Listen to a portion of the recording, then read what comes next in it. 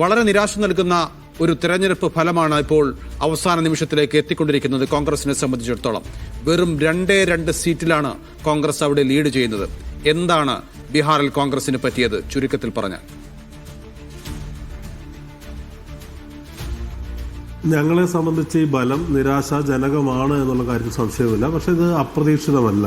ഇത്തരമൊരു ബലം, ഇത്തരമൊരു തിരിച്ചടിയെക്കുറിച്ച് വോട്ടെടുപ്പിൻ്റെ പ്രക്രിയ തുടങ്ങിയ അന്ന് മുതൽ ഇന്നലെ വരെ ഇത്തരം ചില സാധ്യതകൾ ഉണ്ടാകാമെന്ന് ഞങ്ങൾ വിചാരിച്ചിരുന്നു. വളരെ കൃത്യമായി ഈ തെരഞ്ഞെടുപ്പിൽ രാഹുൽ ഗാന്ധി ഉൾപ്പെടെയുള്ള കോൺഗ്രസ് നേതൃത്വം ഏറ്റവും കൂടുതൽ പറഞ്ഞത് ബീഹാറിനെ കുറിച്ചല്ലല്ലോ.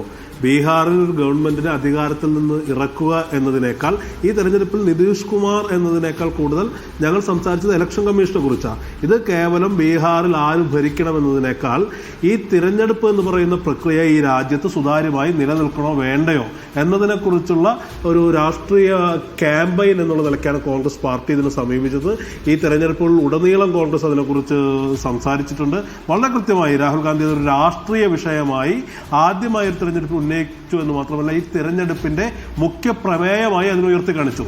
ഇത് വോട്ടർ പട്ടിക പരിഷ്കരണം എന്ന് പറയുന്നത് കേവലമായ ഒരു വോട്ടർ പട്ടിക പരിഷ്കരണം മാത്രമല്ല, മറിച്ച് പൗരത്വ പരിഷ്കരണത്തിൽ ഇവിടെ BJP സംഘപരിവാർ ഉദ്ദേശിച്ചത് എന്താണോ അത് വേറൊരു രീതിയിൽ നടപ്പിലാക്കാനുള്ള പദ്ധതിയാണ് എന്ന് വളരെ കൃത്യമായി ഈ തെരഞ്ഞെടുപ്പിൽ കോൺഗ്രസ് പറഞ്ഞു പോയിട്ടുണ്ട്. ഇവിടെ വോട്ടർ പട്ടിക ബീഹാറിലടക്കം ഈ പറയുന്ന വോട്ടുകൾ 65 ലക്ഷത്തോളം വരുന്ന വോട്ടുകൾ വെട്ടിമാറ്റപ്പെടുമ്പോൾ ആരാണ് വെട്ടിമാറ്റപ്പെടുന്നത്? വെട്ടിമാറ്റപ്പെടുന്ന ഒരു വിഭാഗം എന്ന് പറയുന്നത് ഈ രാജ്യത്തെ മഹാഭൂരിപക്ഷം വരുന്ന പിന്നോക്കക്കാർ, ദളിതുകൾ, മൈഗ്രൻസ്, ന്യൂനപക്ഷങ്ങൾ ഉൾപ്പെടെയുള്ള ആളുകളാണ്.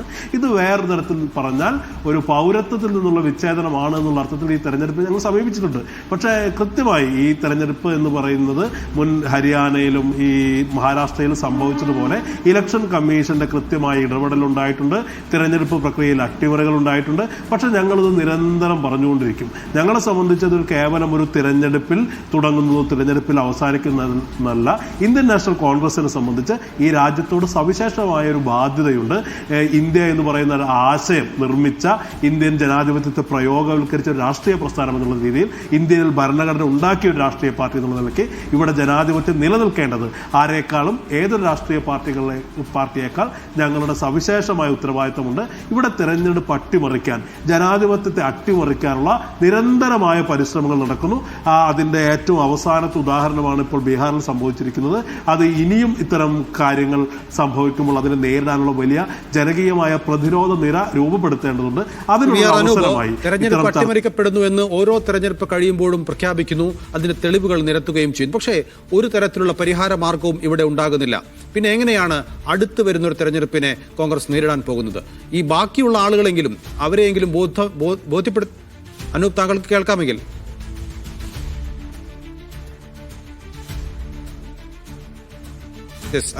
അനൂപുമായിട്ടുള്ള ടെക്നിക്കൽ ഇഷ്യൂ ഉണ്ടെന്ന് തോന്നുന്നു. നമുക്ക് മോഹൻ വർഗീസിലേക്ക് പോകാം. ശ്രീ മോഹൻ വർഗീസ്, നേരത്തെ അനൂപ് സംസാരിച്ചത് താങ്കൾ കേട്ട് കാണും.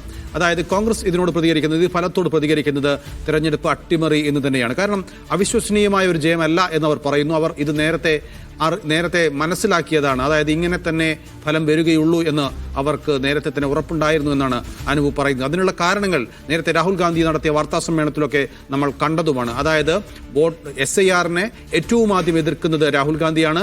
ഏറ്റവും ആദ്യം ഇതിന്റെ പ്രക്ഷോഭങ്ങളുമായി പോയത് അദ്ദേഹമാണ്. അതായത് SIR-ലൂടെ ഇത്രയും വോട്ടുകൾ വെട്ടിമാറ്റപ്പെടുമ്പോൾ അത് തങ്ങളുടെ വോട്ടുകളാണ് കൂടുതലായി വെട്ടിമാറ്റപ്പെടുന്നത് എന്നുള്ള ആരോപണം നേരത്തെ തന്നെ അവർ ഉന്നയിച്ചതുമാണ്. അതുകൊണ്ട് തന്നെ ഈ അട്ടിമറി എന്ന് പറയുന്ന അവരുടെ ആരോപണം, അവരുടെ ഈ തെരഞ്ഞെടുപ്പ് റിസൾട്ടിനോടുള്ള പ്രതികരണം, അതിനോടുള്ള താങ്കളുടെ നിലപാട് എന്താണ്? കോൺഗ്രസ് പാർട്ടി ഉയർത്തിയ വോട്ട് ചോരി ആരോപണവും വോട്ട് അധികാർ യാത്രയുമൊക്കെ പ്രഭാവം ചെലുത്തും എന്നായിരുന്നു ഇന്ത്യ മുന്നണിയുടെ, പ്രത്യേകിച്ച് മഹാഗഠബന്ധന്റെ പ്രതീക്ഷ ബീഹാറിൽ. പക്ഷെ അതൊന്നും തന്നെ ഇപ്പോൾ നിലവിൽ നമ്മുടെ മുന്നിൽ വിശകലനം ചെയ്യാനുള്ള നമ്പേഴ്സ് അനുസരിച്ച് നോക്കുമ്പോൾ കൃത്യവും വ്യക്തവുമായ ഭൂരിപക്ഷം, ചരിത്രത്തിലെ തന്നെ ഏറ്റവും തിളക്കമാർന്ന വിജയത്തിന്റെ അടുത്തെത്തി നിൽക്കുന്നു ദേശീയ ജനാധിപത്യ സഖ്യത്തിന്റെ ബീഹാറിലെ വിജയം. ചരിത്രത്തിലെ ഏറ്റവും വലിയ വിജയം സംഭവിച്ച 2010-ലാണ്. അതൊരു 210 സീറ്റുകളുമായി NDA മുന്നിലായിരുന്നു. ഇവിടെ അതിന് സമാനമായ ഒരു വിജയം ആവർത്തിക്കാൻ കഴിയുന്നു. ഇവിടെ കോൺഗ്രസ് പാർട്ടിക്ക് തീർത്തും നിറം മങ്ങിയ ഒരു പ്രകടനം ആ രാഷ്ട്രീയ ജനതാദളിനാണെങ്കിൽ പോലും കഴിഞ്ഞ പ്രാവശ്യം ലഭിച്ച 75 നിന്നും 25 അതായത് 1/3 സീറ്റിലേക്ക് ഇറങ്ങി നിൽക്കേണ്ടി വരുന്നു. അപ്പൊ ഇവിടെ ഒരുപാട് ചോദ്യങ്ങൾ ഉയരുകയാണ്. രാഹുൽ ഗാന്ധി സജസ്റ്റ് ചെയ്തതുപോലെ വോട്ട് ചോരി ഇവിടെ നടന്നിട്ടുണ്ടോ? ഹരിയാനയിൽ സൂചിപ്പിച്ചതുപോലെ, കർണാടകയിൽ ചൂണ്ടിക്കാട്ടിയതുപോലെ നടന്നിട്ടുണ്ടോ? ഇതൊരു ആരോപണം മാത്രമാണ്. അത് ആരോപണം എന്നതിന് ആ രീതിയിലുള്ള സ്ഥിരീകരണങ്ങൾ നമുക്ക് ഈ ഘട്ടത്തിൽ നൽകാനാവില്ലല്ലോ. അതുകൊണ്ട് നമ്മൾ നമ്പറിനെ വെച്ച് പരിഗണിക്കുമ്പോൾ വോട്ട് ചോരി ആരോപണത്തിനോട് മുഖം തിരിഞ്ഞു നിൽക്കുന്ന ബീഹാറിലെ വോട്ടർമാരെ കാണുന്നു.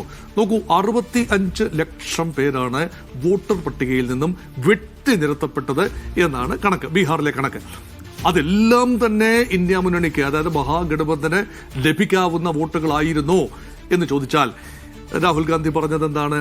ദളിതുകളുടെ, എക്സ്ട്രീംലി ബാക്ക്വേർഡ് കമ്മ്യൂണിറ്റീസിന്റെ, ന്യൂനപക്ഷങ്ങളായ മുസ്ലിങ്ങളുടെ ഒക്കെ വോട്ടുകൾ അവിടെ സിസ്റ്റമാറ്റിക്കായി ഈ vote comprehensive revision of the constitution, അതായത് SIR അനുസരിച്ച് വെട്ടി നിരത്തപ്പെട്ടു എന്നാണ് പറയുന്നത്. ഇത് നോക്കൂ, ഈ കമ്മ്യൂണിറ്റികൾ പരമ്പരാഗതമായി എങ്ങോട്ടാണ് ചാഞ്ഞു നിൽക്കുന്നത്? നോക്കൂ,